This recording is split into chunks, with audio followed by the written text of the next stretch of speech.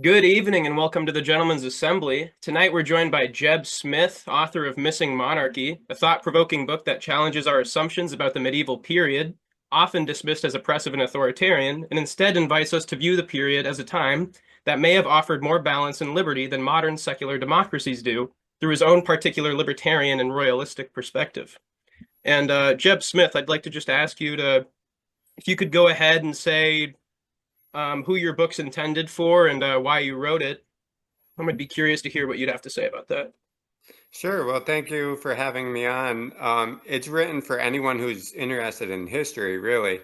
I tend to find periods, if I was taught a certain way, the American Civil War, I'd say, is one area in particular.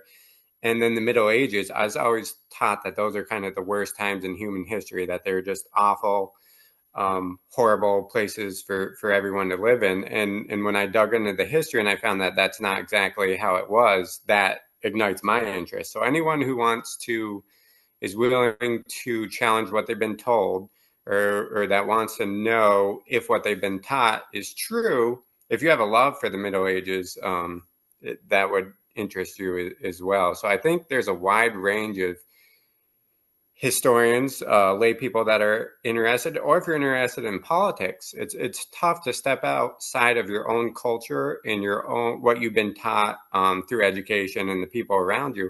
It's hard to be critical of your own nation in your own time unless you really dig into history, because when you dig into history, you get to see other cultures, you get to see how people handled politics, and then you can evaluate ours and you can say, well, maybe ours is not that great as we're led to believe, in that there's a lot of things that went on during the Middle Ages that would really help us and improve on us today, and that everything's not as it's presented all the time. Right. Yeah, that's I found the book very fascinating. I've had a lot of these simmering ideas about medievalism and feudalism. Hmm. Uh, and there's actually a growing community of people who are interested in stuff like Frank Van Dune's work, who are Yep. interested in things like Papa's Democracy, The God That Yep. Failed. Yep. And they're online and they actually call themselves neo-feudalists now, which, maybe Really? you wouldn't, yeah, maybe you wouldn't I'll have call to check yourself that, that out. Yeah. but they're getting bigger and they're libertarians who are Right. calling themselves that. So I find it really interesting. What I do you think I think about that? now that we've tried and tested democracy for so long, and we're seeing the results of it, and people are seeing that there's an inevitable end, and that's, if you read the book, it leads towards authoritarian and totalitarianism, and it's ingrained in democracy, and the moral decay, all these things that come along with it. Um, I think people are saying, let's try something else. What else is there? And you have historians, pointing out. I'd say the same thing. I quote, many leading scholars at universities about the medieval period, and you read their books that are not advocating for monarchy, not being critical of the modern period, but they're saying, wait, what people think they know about the medieval period is not correct. They get it from Monty Python. They get it from documentaries, media, movies generally is probably the largest influence. And they're saying this is not how the period was. And not that everything was great and perfect back then, but overall, I think it's far superior to our own. And there's so many benefits that if we were to kind of return to that system, um, we a lot of our problems today, I think, are self-induced and they're derived from accepting democracy. And so if we were to get rid of that and return to some of the older stuff, it'd do well for a lot of people. Right. And in the book, you do lay out a clarification between kingship and monarchy as being two distinct things. And I'd like if you could just talk on that a little bit. Sure, and that's where I think my book is very unique compared. I didn't get into the monarchist in the parties and some of its followers until after the book was published, where I was kind of looking for an audience. And so that's where I think I really differ from, as far as I know, everyone else that's kind of written on the subject, and a lot of the followers, is that I follow the kingship of the Middle Ages.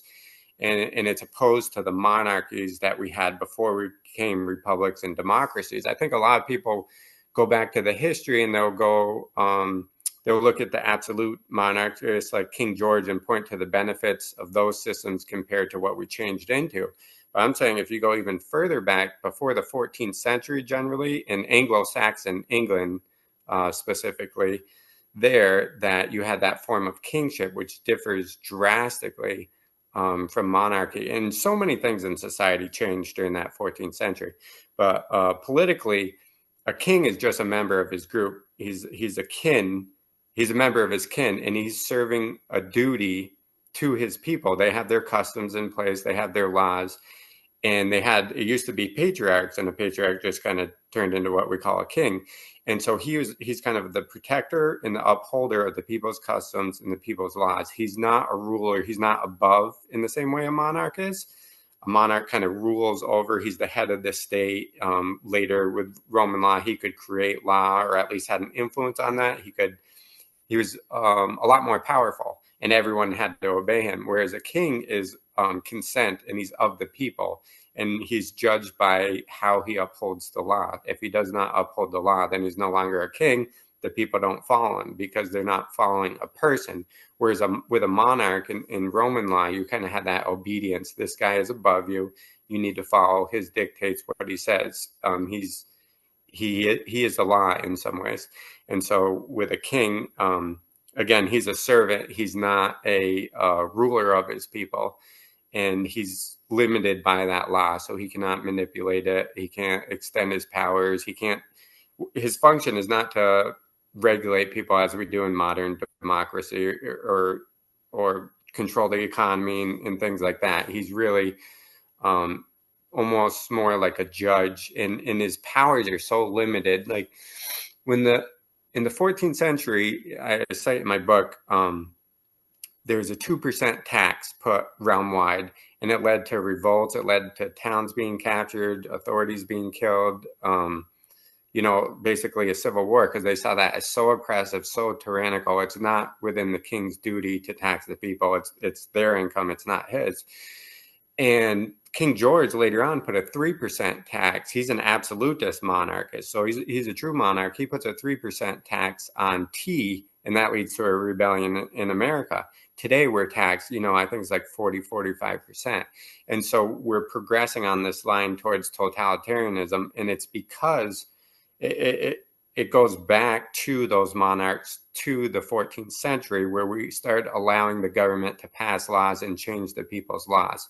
And so before that, under kingship, the main thing is the people were in control. The people moved around, picked their customs. Generally, they stayed where they were. Because that's their family, that's their people, that's their lifestyle. But you don't have a professional state, whether it's a monarch or a legislation branch, passing laws, controlling you, manipulating you. It's very libertarian and anarchist. And so I'd say that is the main difference between a king and a monarch. A monarch is above. He has more authority, he has central power, whereas a king is just of his people, and he's always contested by both the church, the people's custom, and the law. And if he violates any of those, then he's to be dismissed. He has no authority in himself. It's only in how he handles the people's law and protects them and along those lines. So as soon as he goes beyond that, he no longer has authority, whereas a monarch's kind of, and a modern state. It's one of the things I despise about democracy. You can vote or not vote, or you could vote for the losing side. It doesn't matter. You have to follow the laws. You have to obey them. They're enforced. You'll go to prison. They have the monopoly on violence, as libertarians will say. The state controls you. They pass laws without your say. They tax you. They take your money to fund things that you might think are evil. And it's obedience, and it's not consent. It's really not a good system, in my opinion. And monarchs began to do that because of the 14th century. A monarch became the ruler of his realm. So he's the ruler of France. He's the ruler of England. Before that, he was a ruler of his people. He was the king of the Franks, the king of the English. And so it's a very different perspective on government. One is what kingship is on consent, and monarchy to some extent, and much more in democracy, is obedience. And that, to me, right? I think everyone should be able to live how they want to live, and we should all have our own sort of systems. No one should force each other, which is what democracy is. And so, yeah, that's the main difference to me is between a king and the later political systems that we have. Yeah, while you were speaking about the taxes, that actually does remind me. A lot of people wouldn't think this, but even ancient Jews in the Bible in Egypt, they were only taxed 20% by the pharaohs that held them as slaves. And now modern people are taxed Right. even more than that, and we're totally complacent. 100%. Right. And it's more than that. That's just the financial example of how much we are controlled. Our whole lives are regulated and controlled. The food, energy, the economy, there's so many things in our lives that tyrants of old couldn't even dream of. They try to control your labor or certain profit, but the amount, like our mind, everything is controlled under democracy. And that really began. I used to be what I describe as kind of a conservative, patriotic American. And the history I was taught, propaganda kind of started with Karl Marx. That's sort of the thing in socialism and all that. But it started back in the 14th century and even in the 13th century, as soon as they started implementing parliamentary forms of government where people could vote, that's when the powers both on the right and on the left said, okay, well, now we need to control how these people think so that we can control policy. And so it really began way back then. It's reached its height today, but it's always existed. Right. Yeah. Something interesting I found about your book was that a lot of reactionaries and neo-reactionaries, they'll go over the map a little bit of when they think the decay started. Some will Hmm. say the Enlightenment, others might Hmm. say the Protestant Reformation. I found interesting how you went all the way back to uh, before or around the 14th century Right. instead of all these later dates. Right. Yeah, Yeah. That's funny that you say that because again, coming from the American context, originally I thought it was the Civil War because I only focused on America. I'm like, okay, the Civil War is where it went wrong. And then I dug in more, and World War One, you could argue the French Revolution, you could argue the Protestant Reformation, which I thought brought both positives and negatives. And but as I was studying the Middle Ages and I looked around, everything kept converging on that 14th century, and that's really where we brought in the return of Roman secular law, and we got rid of kind of the tribal customs and yeah, that's where it all kind of started to fall apart for me. And even if it didn't fall apart directly in that century, which a lot of things did, I think the seeds were sown then. And again, it happened in England, I believe, with William the Conqueror earlier. But as far as Europe as a whole, that 14th century, so many things converged. I don't know. I wrote some articles on the Inquisition, on women in the Middle Ages. There's a lot of things not included in my book that all go back to that 14th century, where you can really see this is what inevitably led to where we are today in one way or the other. And so I just find it very interesting. And that's why if I could re rename the Middle Ages or the time period, I'd have it end, as I said, in 1300 AD. And that's still a rough general date. But I think that's such a drastic change. That century changes everything. And that's where I think it should be the stop of the Middle Ages at 1300 and the pre-modern or, whatever you want to name it comes after that instead of going all the way to the 15th century. right. I find that was a very interesting point to me. I noticed in your book, in the parts about democracy, it reminded me a lot of the sort of writing that I'd read from somebody like Curtis Yarvin. Were you inspired by any of his works? I no, I haven't. I'm not familiar. Wow.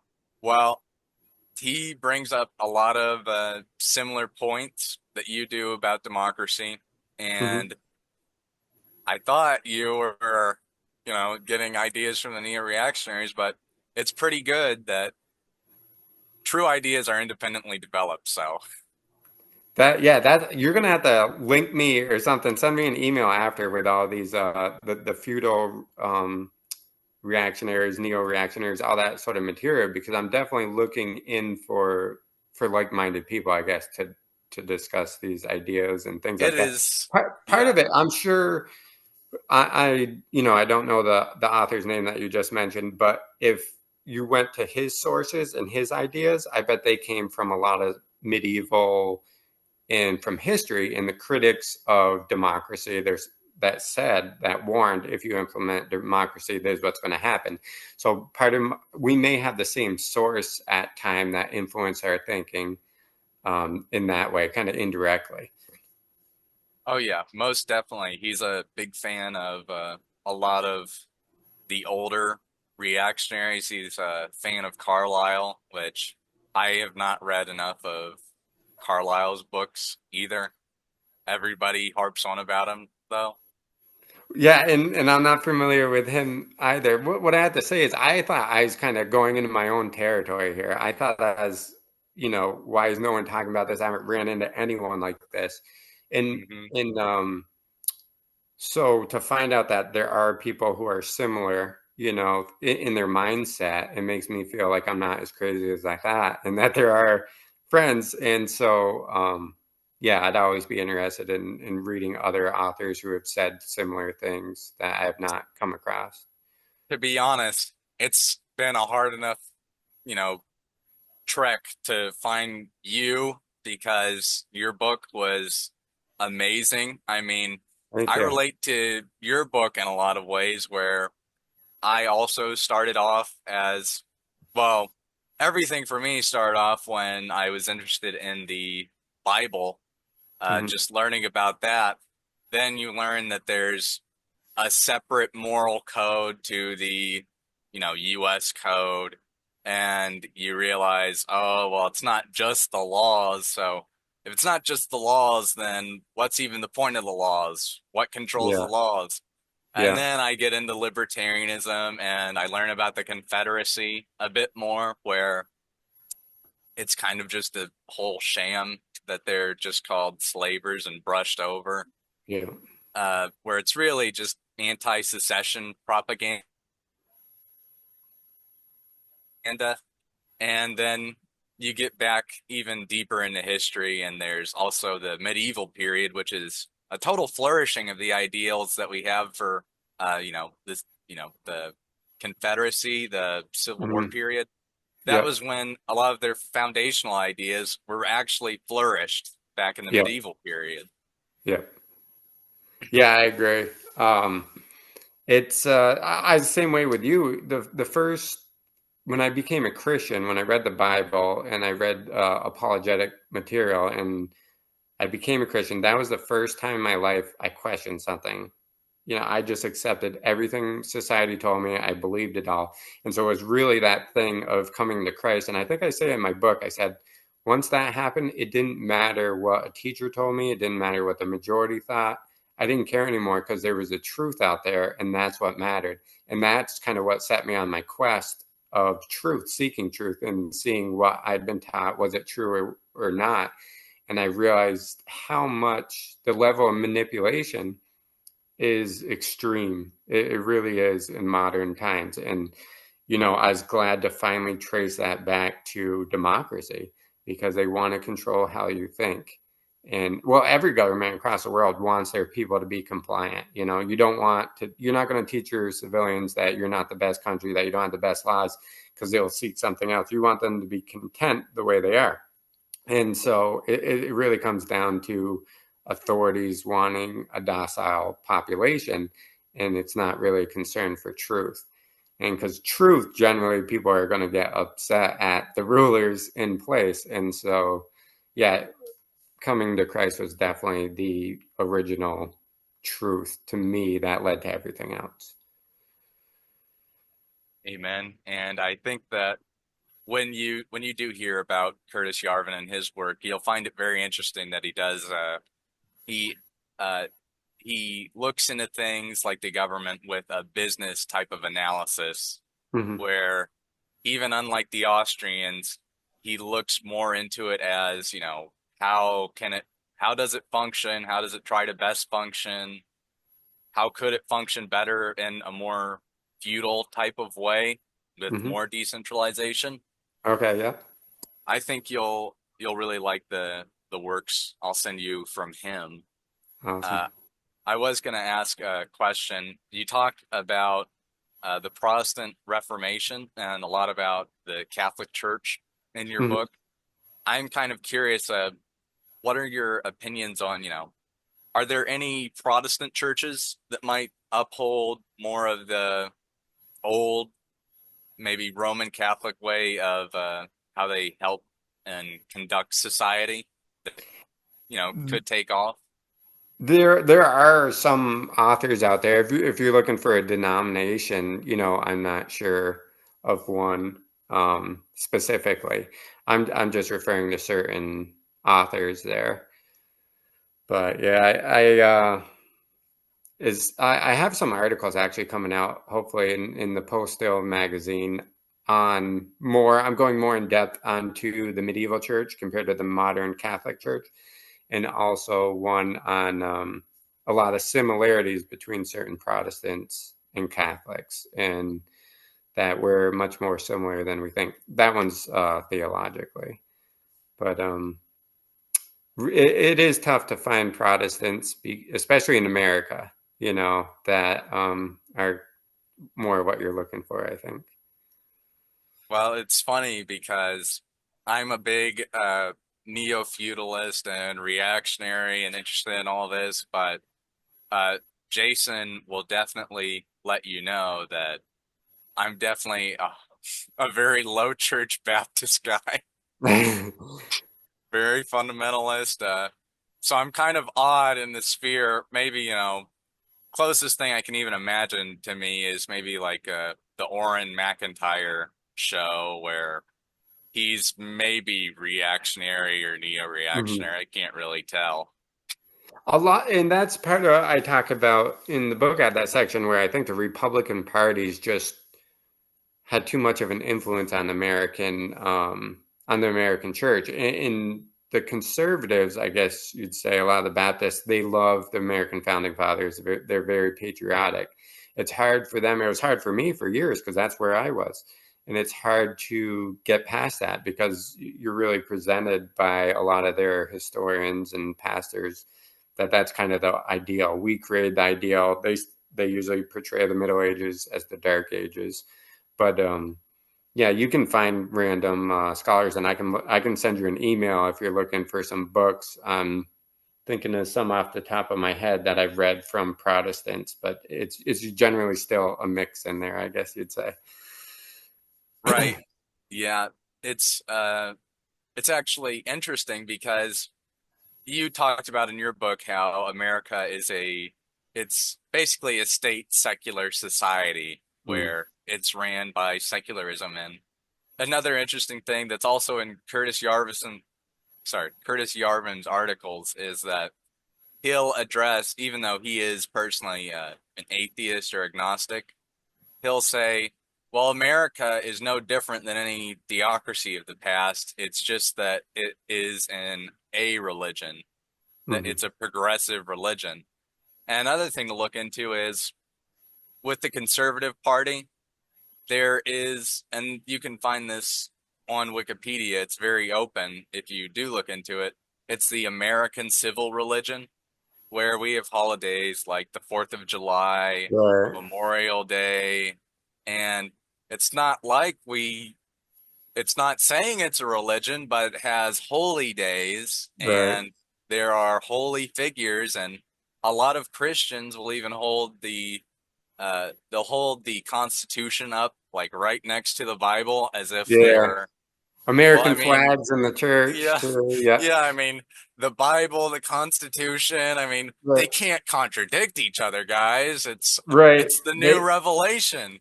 Right, they see it almost as, yeah, divinely inspired in a way. And that's the thing. I was close to that. I would never say that, but I would it's almost like that's kind of the Catholic Church has the Pope Hmm. who and the church who interprets the Bible. And they say they had the infallible interpretation of that. And to me, like as close as you're going to get as a Protestant is the American founding fathers back then. And I used to believe, okay, well, they instituted this great Christian government, even though it's secular. And I think that's how a lot of Americans think. But they see going back to the Constitution. You listen to the major political commentators that are Christian and conservative in America. To them, going back to the original Constitution is almost like going back to original Christianity or the Garden of Eden or something like that. Like that's what you Yeah. aim for. That's as good as it Mm-hmm. gets. And so, and that's was born out of a rebellion to monarchy in a way. It was, in as historians point out, it wasn't a rebellion to monarchy. It was a rebellion to King George. They were doing somewhat what the medievals would do when the king was acting outside the law, or they thought, and they rebelled against him. So I don't have any objections to that at all.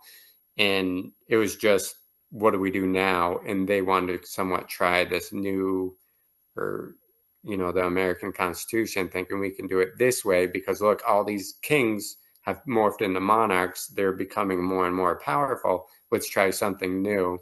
And I think it was a mistake and ended up being worse off. It's kind of funny because with this, Trump released his own Bible that he's selling, and That's all about the money, but right. And in the front of it, it has the Constitution. And I'm yeah. like, no, you can't add anything. Get that Have out of you there.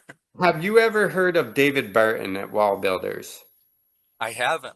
He's a American conservative historian who points to a lot of the Christian aspects of the founding fathers, and I used to follow him greatly. But he has the same thing. It's a founder's study Bible, and it has commentary from all the founding fathers and stories about them.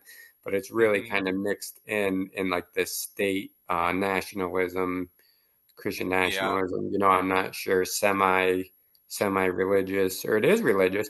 I talk about that in my book, how you can be an atheist, and most of the atheists, their religion is politics. They'll get into it, and it has Mm-hmm. the same meaning to them. And so that's just the state's, what I talk about. They want the state to be above the church. They want it to be above Jesus. They want to be the ultimate authority, because when they are, they can sway you. They can do whatever they want, and you'll be obedient to them. And that's where we are today, even among Christians, conservatives in America. They still hold that same sort of thinking, and it's dangerous. It's very dangerous, I think.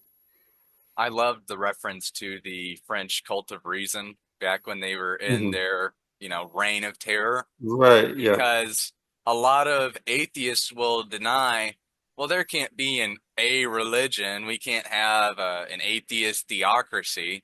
Well, we did. You Mm-hmm. can have that. And even ever since then, maybe they didn't call it the cult of reason because they were really trying to push away from that view. But we have, Joseph Stalin's Russia, we have Mao Zedong's China, we Mm-hmm. have various atheist regimes that have been set up, killed millions of people, Yeah. fell, and they all want, and like you're saying, their religion is politics because there's no other way to achieve their means, since they don't believe in the spirit or anything higher than that, Right. It's would got to be be only, coercion. right, material means, and they have to put themselves up as, a deity for Mm-hmm. all of their followers. And I would argue we have that government today. It's just not as oppressive as the dictators of the past. It's more tolerant, but it's still, secularism has that privileged status across education, across society as a whole. They'll allow us, like I said, to play religion, go to church, do that kind of stuff, but we're not allowed into certain aspects of government, because that's where secularism. And ancient Rome was like that. Even though it was paganism, you had Caesar at the top, who's to be worshipped as a god on earth, control the government.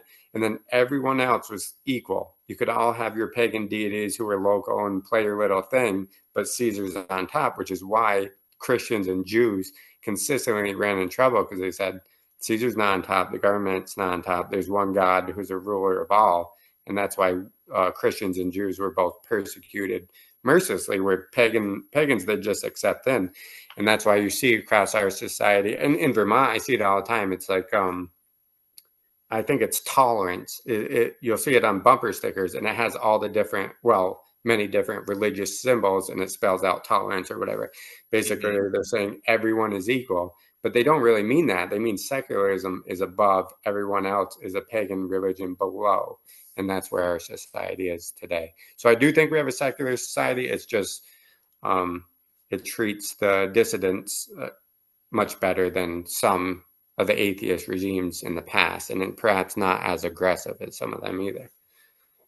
Right. And with society now, what we unfortunately get, and I also thought about this as a libertarian, is that it's very open that there should be a market for just about everything if you want it to get better. And in this society we're in, there's no market for governance, really. You can have about, a 0.2% variation from the median, but can't actually live out the lifestyle you really want to live. It's like, oh, well, I'm in this town now and I'm not taxed on my sales. Wow, I'm living everything I ever wanted. I love this market of governance. Not really. I mean, there's not a big difference between a city in one state and a city in another state or a town. Right. They mostly stay the same. That's because the federal has so much to impart. Like if you go back before the Civil War, you could actually find some variety in the states. But since that, that's gone downhill. And also it's very uniform. So you had people like the Catholics would go to Louisiana and Maryland. The Puritans went to New England. And so people could have their own laws and they didn't interfere as much, not to the extent of the Middle Ages, but that was the idea of the Union before the Civil War. And Lincoln said, no, let's make us all one nation controlled from the center. What happens then is it's only the most powerful, which is the major political parties. You don't have local representation or local variety because you have to compete with these powers, and everyone either has to join one of these strong hordes of politicians and backers. You have to conform to their will because they're not as bad as the other side. Otherwise, you have no representation at all. And that's like what you were saying. We don't have that in America at all. And it's not even in the mindset. And that's the thing. Before I read about the Middle Ages, I did not realize what true self-government was. It's like, wait a second, people could choose the laws they want and actually live by it. And you didn't have to fight with all these people, and a majority didn't force their way upon you. And I wouldn't even know that from American history because we've never had that to the extent that the Middle Ages had. And so it's a huge difference. I was talking with the lieutenant governor of Vermont at a parade, Halloween parade earlier this year. And we got in a little discussion. And I kept telling him, he said, well, we do have, variety. States are different. Texas is different than Vermont. And I said, okay, so where do Republicans have complete control? Where do Libertarians have complete control? Where Democrats? And he said, well, yeah, they don't have anywhere, but that's why we vote. And I said, yeah, but you're always voting against someone taking away their rights to live as they want, and they're doing the same thing to you. We don't really have variety. In his mind, he thought we did because some areas have more Democrats than Republicans. But the Democrats even don't ever get completely their way because they're controlled from the federal and from Republicans within the state. And it's unachievable in a democracy. It's impossible to get actual self-government because you're always fighting with other people and you don't get the variety. We were talking about history. If you went back before, I say this in the book, before World War I, and definitely the French Revolution, and if you look from the Middle Ages, and they saw the Republicans and the Democrats, they would not see much difference at all. Today, we're taught that they're different, maybe 5% they disagree on, and that's what's constantly in the news, and that's what everyone fights over. They're 95% the same. So being able to choose between a Democrat and a Republican, it's like you can choose one side to control the economy, education, manage everything in your life pretty much, or you can have people on the left do the same thing. You're not really, there's no options. It's either one's going to rule you to a tyrannical extent or the other side is going to rule you. So you don't even have variety. There's slight variety between them, but it's still an overbloated bureaucracy that's going to control your lives one way or another. Do you want the left to do it or the right? So you're not really choosing two forms of government. You're choosing two aspects of the same government, the same political system. two different flavors of the same political Right. system. Yeah. Michael Malice, he's a pretty famous anarchist. He said that Republicans are just progressives driving the speed limit, is what he said about them. And That's perfect. that's a very apt analogy for how they are. And with my question, or with my topic earlier about this, I was kind of curious, what do you think what do you think would be the method to getting back to political decentralization like we used to have before?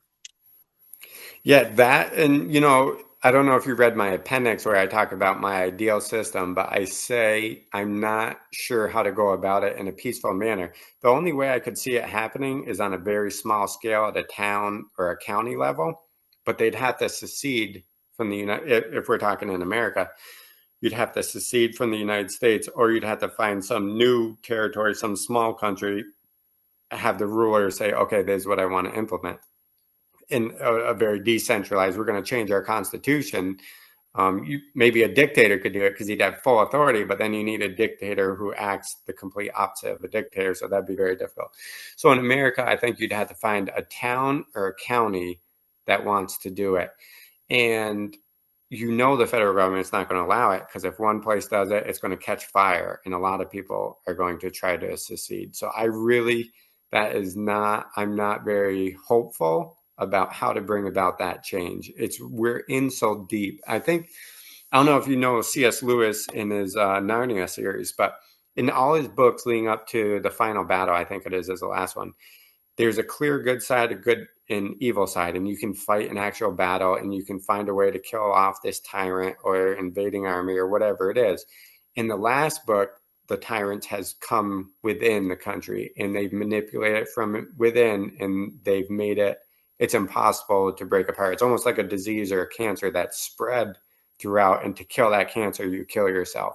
And so without a secession or a civil war, and still that'll just end up Republicans and Democrats, I don't know how to do it. I really don't. I wish I did, but it'd have to be a very small scale and somehow get consent from the rulers. And I think it would catch on among the people that perhaps, what am I thinking?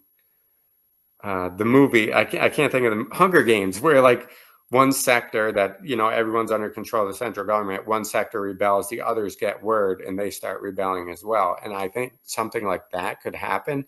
And I do see the younger generation coming up questioning why. I mean, the younger generation's, I think, very hostile, the left to the right and the right to the left. And they see each other as so opposed. And a lot of them are starting to question, why are we under the same system? Why not allow the Democrats to live how they want and the Republicans how they want? So I think there's a chance with the younger generation that a peaceful split could happen. But yeah, I'm not sure about how to go about that especially within democracy and a voting system, because you're not going to beat the system by their method. It's going to be impossible. So it has to be some other way of achieving self-government. The reason I asked that question is because among a lot of among libertarians, reactionaries, all types of dissident groups, Mm-hmm. it's one of the hardest questions to answer is how do we get the ideal? Very difficult. Some of my ideas I think of a lot are, of course, there is the method of secession, which I used to always be a big proponent of. I would probably still say I am in a way. Mm-hmm. Curtis Yarvin, he gave an interesting idea where he says that every time reactionaries ever try anything in the past couple hundred years, we always just get swept under the rug because Mm-hmm. we're fighting against an established order of progressive thought, and they are already in control of the institutions.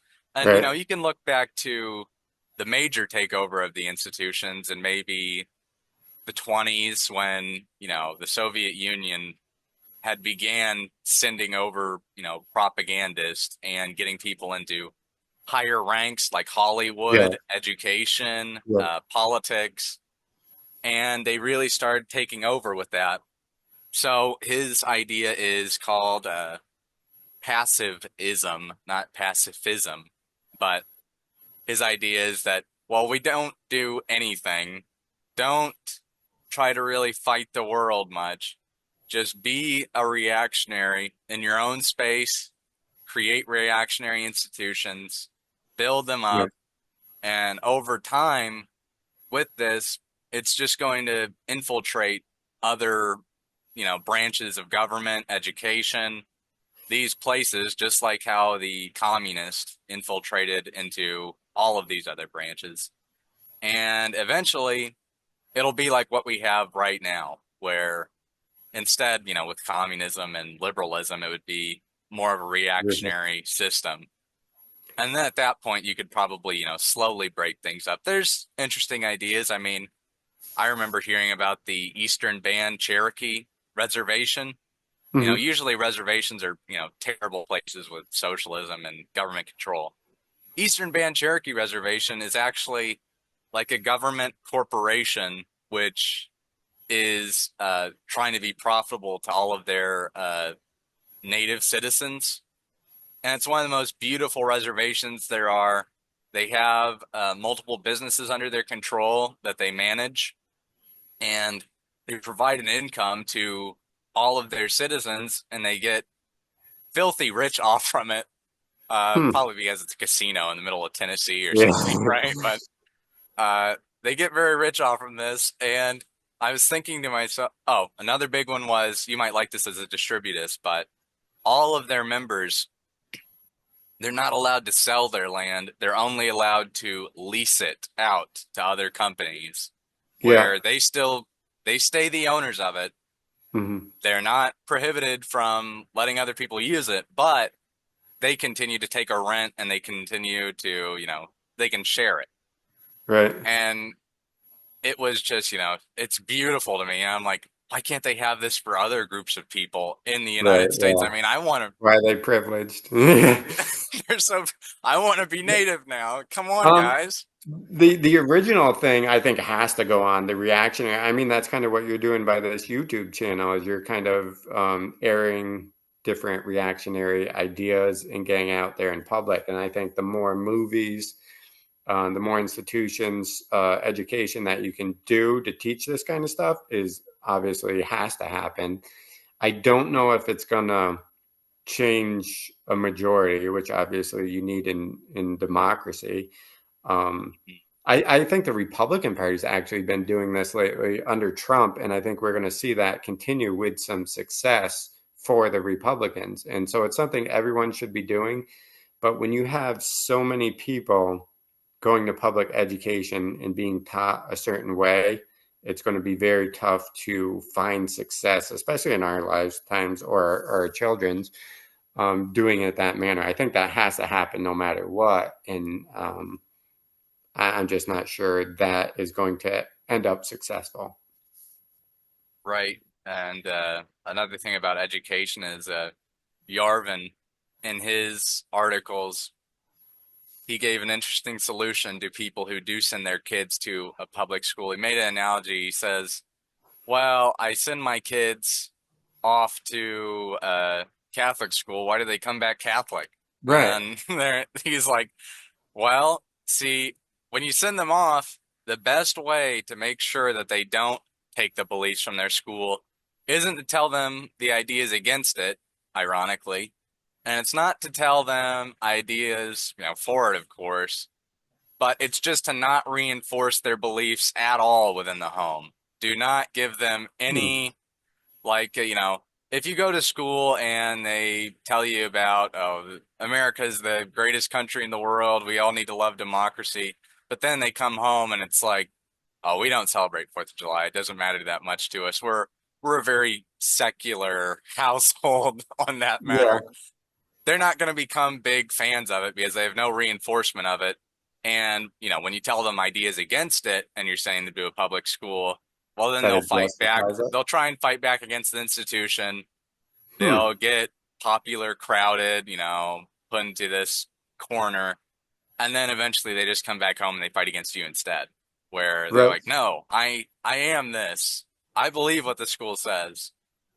That's very interesting, and I'm sure that happens. I've kind of gone the opposite route. Like our kids, we've homeschooled, And we homeschooled for years, and we educated, and we said, okay, this is what you're going to end up facing. If you don't see it in public school, you'll see it on movies somewhere else. And we kind of did the thorough education, including a lot of debates on different subjects, so they'd be able to see that, and we'd help them through all of these things to intellectually know what's coming, be prepared for it, know what you believe, and then you can kind of send them out, and they're already okay, because they're gonna know in their mind it's already, we know what's true or what not, what isn't true. But the way, I think, if you send your kids to any sort of school, like if you're a Protestant, we send our kids to Christian school. I wouldn't oppose a Catholic school, but I would do the same thing. I'd teach them some of the differences ahead of time. But let's say we were to send our kids to a Mormon school, which I would be opposed to more. I would expect them, because of their connections, their friends are going to be at school, their teachers, they're going to have more time and more input. If I haven't homeschooled them and I haven't done hours of things that people don't have time for to educate them on all of these issues, that they are going to, like your author said, they're going to side with the school when you fight back with them, because that's where their major influences are. And so that's why I think you have to get them early when they're young. Don't become their adversary, like he's saying. Educate them beforehand, and then go on. And then they'll come to you with honest questions, I think. Okay, we were taught this, but this is what they said at school. Is this so? And then you can have that discussion without it being confrontational, because they're coming to you and they're after truth, and they want to know if what you taught them is true. And Right. I've done this with my younger brother, where one night, it was a while after I really got into Christianity, but one day with him, I watched one of those, Ray Comfort interview videos, and yeah, he found it amazing. He understood it, and he had a heart. I'd say his heart changed at that point, and we became better brothers to each other. And I decided to start teaching him about everything I knew and what my ideas were on the topics, and the yeah, reactionary method and things. And he's a really he's a very good young apologetics user, and yeah, he's yeah. very good on politics. Uh, so your system, it does work. The only thing about my Curtis Yarvin example was that if you do send them to public school their whole life, then don't reinforce Don't or try to. give pushback to Yeah. anything. Let them discover it. Yeah, And that I think is probably wise advice. I don't know if I'd be able to handle that, because I it would would be get hard. too confrontational Right. It over would be these hard. issues. Like, I feel like they're trying to steal my kid's mind here. I have to go to war in a way, Right. intellectually. That's why Um, homeschooling's the better solution, of course. right. Yeah, especially at least while they're young, I think. But yeah, Hmm. there's a great quote by a pastor. I didn't say it in my book, but he said, if you send your kids to Caesar, don't expect them to come back Romans, which is the same thing you're saying. Hmm. And that's why I talk about in my book. That's why education is so important. That's why in a democracy, the state wants to control education and teach. We used that example earlier. How does a 3% tax, we didn't have public education when King George was around. How does a 3% tax lead to a rebellion back then?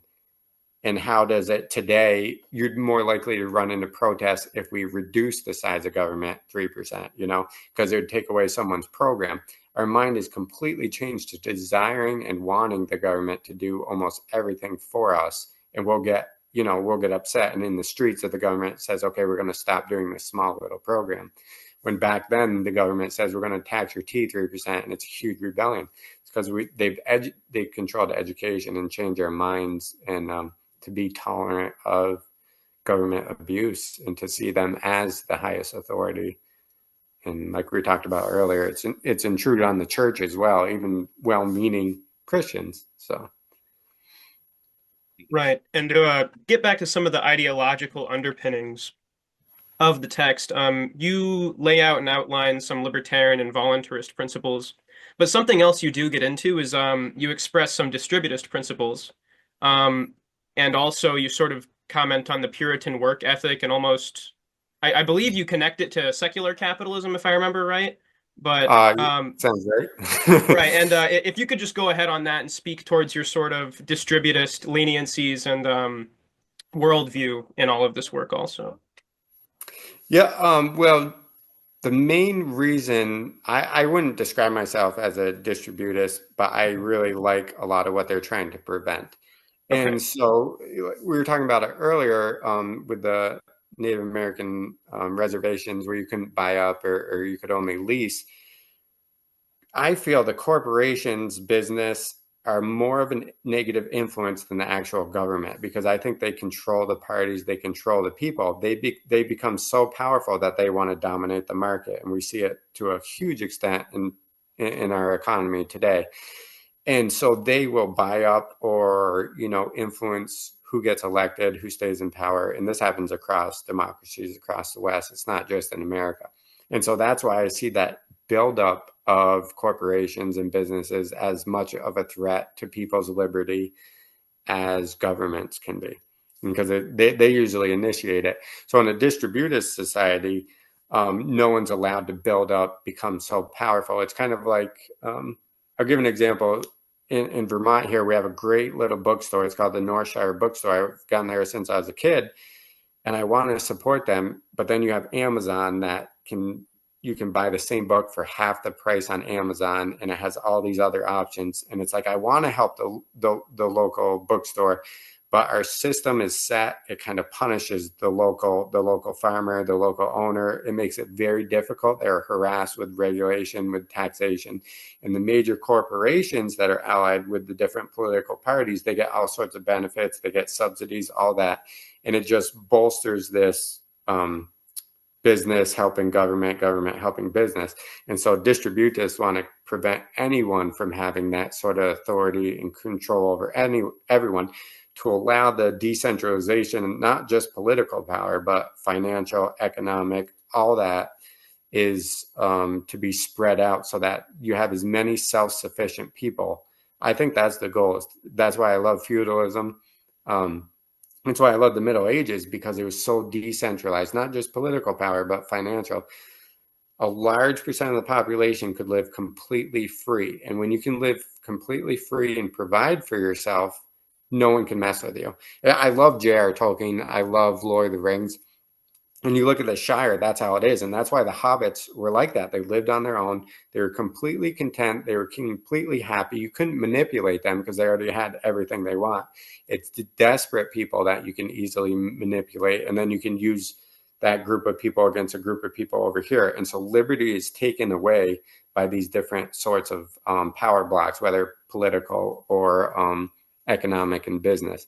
And so distributism just says we want to distribute it out to the families, that the families are the center of government. I think that's biblical. And families should be economically independent. They shouldn't rely on welfare. They shouldn't need help. They shouldn't be regulated. And everyone should be independent and free. And that's the aspects of distributism I like. And yeah, that's the main thing of why I like the Middle Ages and why I like what they were trying to prevent, because I think it long-term prevents where we end up today. Well, Yeah. did you have another question in there? Oh, well, one more thing I would like to say is that with distributism and manorialism, the Mm-hmm. big aspect was self-sufficiency, like you're saying, and with even the modern leaps in technology, I am very hopeful, and so are a lot of neo-reactionaries, and Curtis Yarvin, I'll send you his work, by the way. Mm-hmm. Uh, a lot of these new reactionaries are very hopeful that with the new technology that's coming out and has came out, that we can get back to a manorial type of system that isn't tied to the federal government and centralized power, where one, a lot of these guys were talking about blockchain technology and cryptocurrency before it really got big, Mm-hmm. because they knew that it would help manage. Ethereum has smart contracts now where you can pay somebody so much and they'll get access to a service immediately. And there's no overlap or, mess ups or miscommunications. It's just pay, receive, very Yeah. direct. Yeah. And also with 3D printing technology now, that gives a lot of the manufacturing back to consumers where, well, now you don't really have to go to, a giant factory and request that they make one knickknack that they can sell in a store. You can just make it all at home. Every knickknack you can think of, you can get a free file from online, make it at home, and you can be self-sufficient in that way. Right. So I would say this would be something to be hopeful for in terms of manorialism, self-sufficiency, especially for modern people, because we're not going to go back to, we're not going to be Amish if we do want this to take off.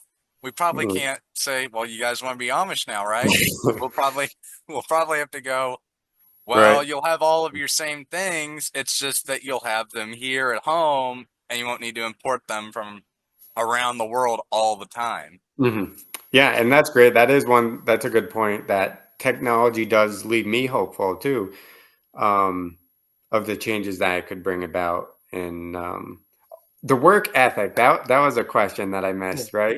On Yeah, the right. On Protestant. the Puritan work ethic or the Protestant work ethic, but I think you particularly mentioned the Puritans in the book. But Yeah, yeah. I'm trying to remember what section that was under,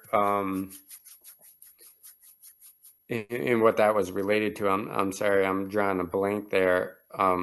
It definitely, the early education, as much as it was the mental control, it was also to prepare people for industrial work. I wonder if that's the section you were referring to, and getting them ready, responding to the clock, to alarms, to do boring work all day long, which is what school is for. It's like, okay, we're going to hand them a wide range of classes. No one's going to enjoy all these classes. Let's see how they respond. Can they sit at their desk, complete their task, not cause trouble? And if they are, then, they're going to be a good employee, which is why they get pushed along to college degrees and get the good jobs later on.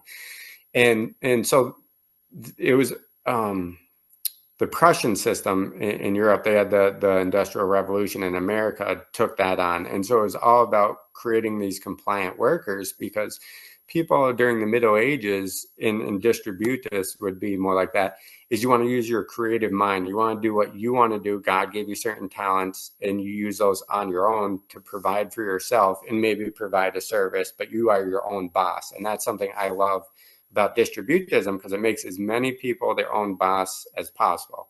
Whereas capitalism, everyone's pretty much working a 9 to 5 somewhere. They've been raised in education to deal with that boredom, to kind of kill off their independent spirit, their independent thinking, and then they go work in a factory or something like that.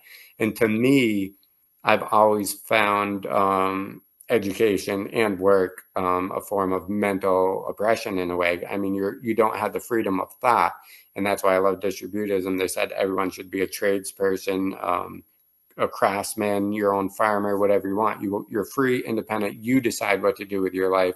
You don't work for someone else, which throughout history most people have referred to wage labor as slave wage labor. A lot of the early Americans talked about it. The South talked about it when they objected to the North, because the North had all the factories, and they were saying, their workers and their life are worse or as bad as the slaves in the South. They're not really free, and it just goes by another name. And so it was the freedom of mind that people throughout history have had that was kind of taken away in part by the Puritans, but the Industrial Revolution. And those are all things I'd love to see us go back to, where we have freedom of mind. We're our own boss, we're our own provider, and technological advances could help make that achievable, I think. Mm-hmm. Yeah, they would go a long way in making it more achievable for the modern person, I would say. AI too. Yeah. Yeah. One thing I do actually find interesting, in your book, you talk a little bit on class mobility, and you say that even a serf would be able to become the Pope if they wanted, and you use that as an example of some degree of class mobility. I found that interesting. Just came to Yeah. mind. Obviously, it's a long shot, but there was definitely much more. I mentioned the various ways in which people could switch their class, but at the same time, another section of my book, I talk about how contentment was widespread. So the person who was a shoemaker was the prince of the shoemakers. To him, that was what his ancestors did. That's what he learned. He took special interest in that class. He was his own boss doing the shoe, and same thing with farmers. And so that was widespread, almost distributist in many ways in the Middle Ages. And I think it's a whole different perspective. Today, we have envy, we have jealousy. I think politics brings that out, the money economy, capitalism. So we're discontent. Like, people are so discontent no matter where they are in society. You go back to the Middle Ages and people are almost content no matter where they are. It's obviously not universal, but it's almost, you have a hierarchy where people generally stay where they are and they're content. And we have supposed equality and all that, and people are discontent. And so it's a different mindset as well. But yeah, that potential to change who you were, to travel, all that existed in the Middle Ages, even though it's portrayed not that way. Serfs were definitely limited in a lot of ways. Certain serfs were, for sure. Yeah. On the topic of serfdom, I wonder what your position on the libertarian philosophical debate of the authenticity of voluntary slave contracts, if you're familiar with that debate at all. But basically, in the libertarian tradition, you'd have one end with Walter Block and Nozick on one end, which would argue that since you own yourself, you have the full right to sell yourself into a state of slavery. Whereas someone on the other end, like Ludwig von Mises, would say that there's some sort of philosophical contradiction innate in that. You can't really sell your own autonomy. You can't sell your own total body. And that bears some relevance to the serf system, not entirely because they're all born into it and there's a whole argument to be had there. But I still wonder if you'd have any sort of weigh in on that discussion at all, or if you think that would influence any perspectives with the medievalism or... That's a great question. I have not heard of that debate, but I would go with Block in the first, that you have the right to sell yourself. It's actually in the Bible in Exodus. It says if someone wants to sell themselves, they can declare, "I love my master. I want to be with him for life," or whatever. It's in Exodus. And serfs did that. I talk about, there's tough situations in the Middle Ages. And so during the 9th century, you have a lot of these free peasants who are living on their own, independent. They don't have a lord or anything like that. And they're suffering from Viking attacks, or maybe a plague comes in. And so they might lose their flock. They might lose their livelihood. They now have the right to say, I'm going to go become a serf, basically be under this man, this lord, because he's a rich aristocrat. He can offer protection. He has the equipment. He has the animals. I'm going to survive. This is a better situation. I don't see why that's a contradiction, because they're making the choice. I talk about this in a bit. It's somewhat related in what my ideal political system, if America accepted it today. And to me, the totalitarians, the communists, they have every right to be in a community and be under complete authoritarian control. And to me, I see that as the same amount of freedom for them as a libertarian who wants to go into a libertarian or anarchist village, and they get to live exactly how they want. You have the freedom to choose what sort of authority you're under. And if you want to be a complete slave or whatever, political system you want to be under, I think that's your freedom to choose that. And so to me, it's really the choice is the main thing. Are you choosing how you want to live, regardless of what that looks like? You may want to be a slave, hypothetically, or are you being forced to be free even? Because I think there's a lot of people in America. There's a great quote. I can't pull it up right here, but he said how most people throughout the world, throughout history, want to be controlled. They don't actually want to be free. They don't want liberty. They don't want responsibility. They want to be herded around and told what to do. And that's, democracy's full of those people. And I think they're free to choose that or choose slavery or whatever it is, and to force them under. We were talking about this earlier with libertarians and and reactionaries, how to bring about change. And libertarians want to go about it, at least many of them, the same way Republicans and Democrats do. They want to outvote the other. But then you're just forcing your libertarian ways on Democrats and Republicans and these other people, and you're doing exactly to them what they're doing to you, which is taking away your free will and your choice. And so, yeah, it's like I said, everyone should have that choice, and that's where the freedom comes in. And we should not try to do to them what they do to us, control us. We should allow everyone their own system. So I definitely fall on the first thing, that I don't see a contradiction between someone choosing to be a slave if that's what they want to do. They have the right to do that. Right. And I've gotten myself in a hot, I don't know, boiling pot with other libertarians on this, because a lot of libertarians are freedom imperialists, where Right. they'll say, well, if I'm free, everybody should be free, or else, what's even the point of living? And, some people, I mean, most people, obviously, want to be controlled, and we can see that just by how many people do vote Republican and Democrat. Mm-hmm. It's like 99% to 1% Yeah. that maybe vote Libertarian on an average election. Yeah. And I tell them, well, say they did want to be controlled by a government that they, one that they want to live under. Maybe it could be somewhat like the United States. It'd probably be smaller because, a lot of people would pick other governments. But, say they wanted to live on the coast controlled by, new colonial America, whatever. Yeah. They could do that. And I wouldn't see anything wrong with that. And another interesting thing is George Fitzhugh. He was a slavery apologist in the 1800s, a bit before the Civil War, maybe a little bit after, but he was very different than a lot of, what you would imagine for a slavery apologist. He wasn't saying race. He was saying that most people want to be controlled. He says 19 out of 20 people. It's funny how he words this too, because it's such a slap in the face to the Constitution and everything. He says 19 out of 20 people have the inalienable right to be a slave, he says. And I'm like, oh my gosh, that wording is lovely, isn't it? And yeah, then, I'd say in a certain way, if you go work for someone, you're kind of making a deal to be a slave for that amount of time. right, and Whatever they have you doing, he any job you take, you're only doing it for the money because of the situation. he And points that out in his article. It's called Sociology of the South, which I would recommend, but I have a hard time recommending because he thinks like he's this genius, like early communist, and he's talking about like the people's labor, but he's also defending slavery, so it's really funny the whole time.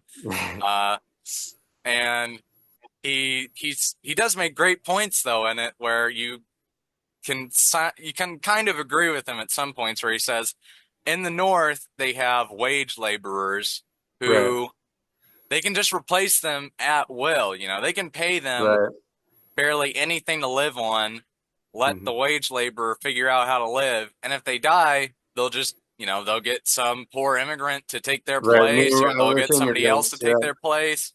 Whereas in the South at that time, much of how the slave economy worked was they would buy somebody, but then it's not like, oh, you're fired from being a slave, you get out of Right. here.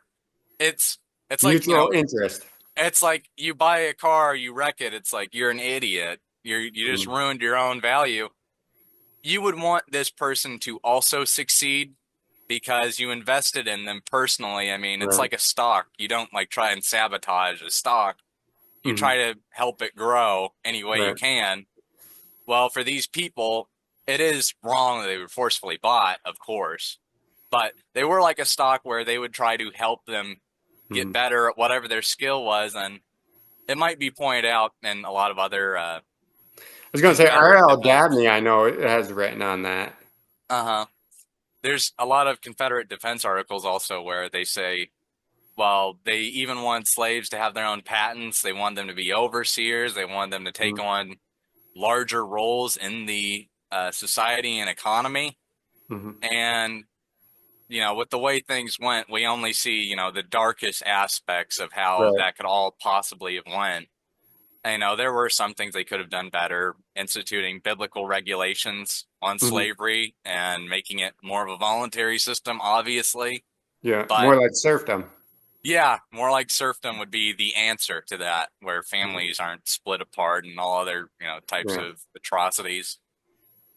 Yeah, and obviously the serf had more freedom, but yeah, in my book, Defending Dixie's Land, I have a chapter on a lot of the misconceptions about the South and a lot, or about slavery. And a lot of the stuff, you were just mentioning is true. They did have laws protecting slaves in the state and Confederate Constitution. And so they Hmm. weren't just, I heard one author say when people think of slavery in the Old South, they're actually thinking of slavery in ancient times where they actually didn't have rights and there were the complete slaves. And that was not, it was more Hmm. servitude, I guess they'd say, um, Hmm. in the South. But yeah, the factory workers were treated horrendous. And that's why the South would say, how are you condemning us while you're doing the same thing up north? And they're treated actually much worse Hmm. in many instances, I guess. Very many instances. Yeah. Yeah, it was the industrial time. People were getting their hands put through Yeah. conveyor belts and presses, and Yeah. they were not compensated. Smoke filled the warehouse. Right. It wasn't a very good time at that point. And, Mhm. critics will say that, Southern non-slaves and non-aristocrats, were subject to being impoverished instead, but uh, they still lived much simpler lives where, they'd be like a farmhand or something. Right. They It was wouldn't be. actually, I talk about, I have a small section of that in my book, and it was actually, you didn't really have to make money because you didn't have the taxes and the regulation. You provided for yourself. And so that there were self-sufficient farmers largely, the peasantry, I guess you'd call it, in the South. But that was how they lived and they were content and they were happy. Same sort of thing as the Middle Ages. They didn't have that materialistic view where today we view money, what you have. Oh, that's how you find happiness, is having a nice car or having a nice TV or something. And they would look at us and say, what are these people doing? They've lost so much. They don't have that leisure. They don't have the mental freedom. They're not living in these close knit, like minded communities with family and God at the center and all that kind of stuff. And so they would, I do it both in my monarchy book and Dixie, that they would look at us and say, these people are miserable compared to us. Material things is not where you find happiness. But we do the same thing. We judge by our own culture standards, say you must have this nice house or you're not going to be happy. You have to have this Hmm. nice car and otherwise you must be miserable. And they're looking at us being like, they have to go work, 40, 50 hours a week. They're driving around, they're hectic, they're busy, their families are falling apart. They have no community.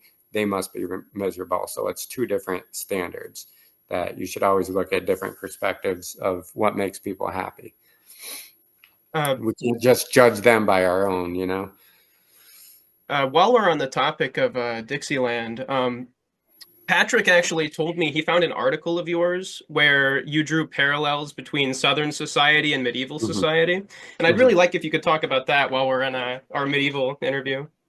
Sure. I do have to get going to work here soon. All right. Yeah. Is there any way like we could do another interview at a Of different course, time that would and We would be, love to you do could another interview. expand those articles? I'll just yeah. to summarize real quick is the Old South especially became reactionary towards the North as the North was accepting democracy and progressivism. The South was kind of the conservative holdout and then even became reactionary, not only towards what the North was doing, but to some of the even some of the Reformation aspects and the Enlightenment, which the founding fathers in the South had previously accepted. And so they had maintained a lot of traditions. They're kind of I think I describe them as a Protestant version of the Middle Ages, I think, in that article. And so there's many similarities to feudalism, to things that I think that I love about the Middle Ages that the South really preserved well and kept going. Politics, culture, religion, there's a lot of different aspects involved there. And it is interesting. It's kind of the last, if you want to look for the last part of the Middle Ages, you look at the Old South, and obviously things had changed and there's differences, but there's a lot of similarities there as well. That was worth writing some articles about for sure. And Right. hopefully we could talk about at a different time. Yeah, right. that would be great. We can reschedule for another interview on this. You've been a great guest here. Mm. Thank you. You guys are awesome too. We'd love to have more We're gonna have interviews to. on the same topic, on more topics, but we don't want to drag this too long if you have responsibilities. I do, Yeah. but I mean, other topics at other times, other days. I definitely want to check out a lot of the authors you'd mentioned and some of those perspectives.